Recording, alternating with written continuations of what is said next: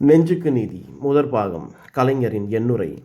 மனிதன் 100 ஆண்டுகளுக்கு மேலும் வாழ்வது என்பது அதிசய செய்திகளில் ஒன்று. 90 ஆண்டுகளை கடந்து வாழ்பவர்களே மிகச் சிலர்தான்.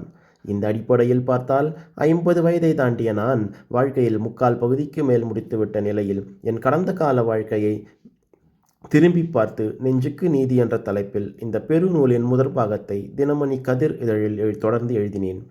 2ஆம் பாகத்தை குங்குமம் இதழில் தொடர்ந்து எழுதினேன். 2ஆம் பாகத்தை எழுதி முடிக்கும்போது 60 வயதை கடந்து இந்த நூல்களுக்கான முன்னுரையை எனது 62வது அகவையின் போது எழுதுகிறேன். இந்த 62 ஆண்டுகளில் மிக பெரும் பகுதி பொது வாழ்வுக்கே செலவாயிருக்கிறது என்பது என் இதயத்துக்கு ஆறுதலை தரவல்லதாகும்.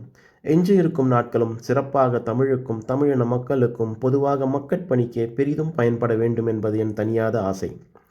நடந்து வந்த பாதையை ஒருமுறை திரும்பி பார்த்துவிட்டு, அப்பா, இவ்வளவு தூரம் நடந்து விட்டோமா, இனிமேல் நடக்க முடியாது என்று அயர்ந்து போவதற்கு பதிலாக, பரவாயில்லை, இவ்வளவு தூரம் நடந்து விட்டோம், இன்னும் சிறிது தூரம் தானே என்று புதிய விறுவிறுப்பை பெற்றாக வேண்டும்.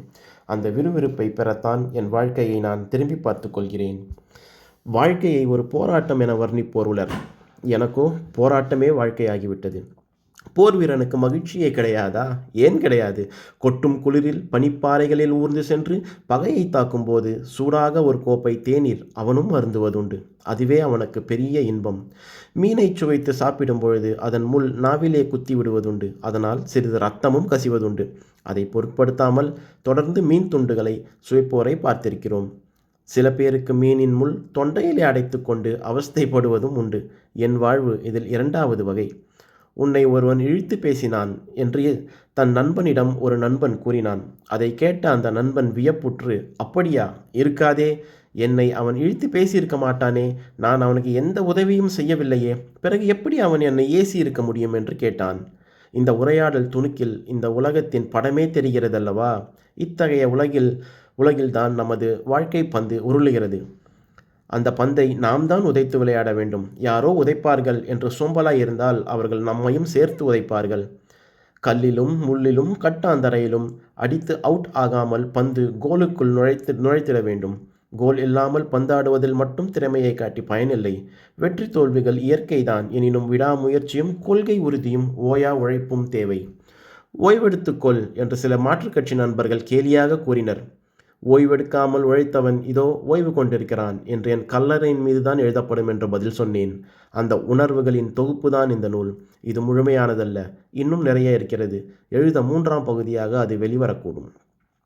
இந்த முதல் பகுதியை தொடர்ந்து எழுத தூண்டியவர் என் நண்பர் சாவி. ஆர்வமுடன் தினமணி கதிரில் வெளியிட்டவரும் அவரே. அவருக்கு என் நன்றி.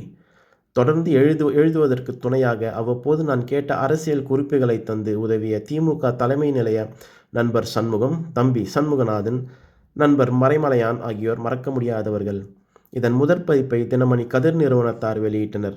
முதல் பாகத்தின் 2ஆம் பதிப்பையும் 2ஆம் பாகத்தின் முதல் பதிப்பையும் திருமகள் பதிப்பகம் நண்பர் திரு ராமநாதன் அவர்கள் வெளியிடுவதற்கு முன்வந்தமைக்கு என் மகிழ்ச்சியை தெரிவித்துக் கொள்கிறேன்.